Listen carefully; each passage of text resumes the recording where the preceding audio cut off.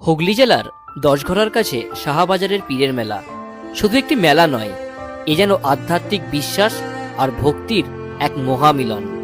এখানে ধর্ম, বর্ণ, সম্প্রদায়ের গণ্ডি ভেঙে হাজার হাজার মানুষ একসাথে এসে মাথা নত করে ভরসা রাখে এক বিশ্বাসে। আর এই এত সুন্দর আধ্যাত্মিকতা ও ভক্তির মিলনস্থলকে তোমাদের কাছে তুলে ধরার জন্য আমি পৌঁছে গিয়েছিলাম হুগলি জেলার দশঘরার কাছে শাহবাজারের পীরের মেলায়। লোকমুখে প্রচলিত বিশ্বাস আছে, শাহবাজারের পীরের দরবারে মন থেকে কিছু চাইলে আর সেই চাওয়া যদি হয় সৎ ও নিঃস্বার্থ, তবে তা কখনোই বৃথা যায় না।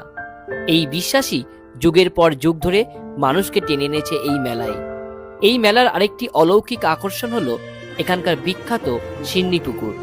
ভক্তরা এখানে সিন্নি ভাসান নীরব প্রার্থনার সঙ্গে। আর জনশ্রুতি অনুযায়ী যদি সেই সিন্নি জলে ভেসে আবার ফিরে আসে, তবে মনে করা হয় ভক্তের মনোবাসনা পূর্ণ হতে চলেছে। ভক্তি আর আধ্যাত্মিকতার এত সুন্দর একটা মিলনস্থলে যে মেলা বসবে না, সেটা কি কখনো হয়?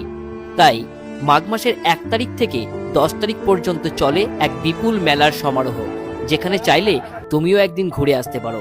হুগলি জেলার দশঘরা পৌঁছে যাবে, সেখান থেকে অনতি দূরেই অবস্থিত এই শাহবাজার গ্রাম।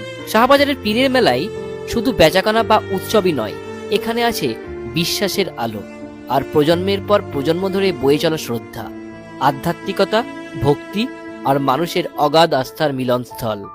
শাহবাজারের পীরের মেলা আজও মানুষের হৃদয়ে এক অনন্য বিশ্বাসের নাম।